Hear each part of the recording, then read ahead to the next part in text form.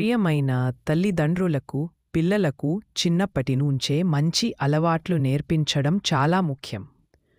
పాఠాలు చదవడంతో పాటు శుభ్రత, క్రమశిక్షణ, బాధ్యత, గౌరవం వంటి విలువలు నేర్చుకోవాలి. దయచేసి మీ పిల్లలకు వేసవి సెలవుల్లో ఈ క్రింది విషయాలు నేర్పించండి.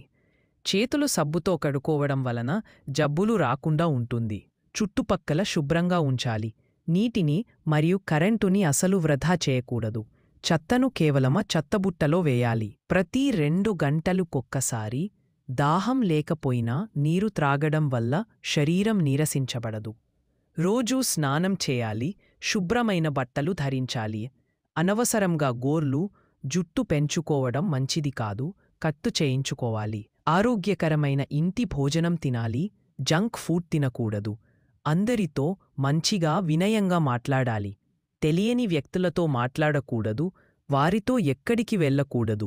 మొబైల్, టీవీ, వీడియో గేమ్స్ ఎక్కువసేపు చూడకూడదు. ఎంత తక్కువగా ఉపయోగిస్తే అంత మంచిది.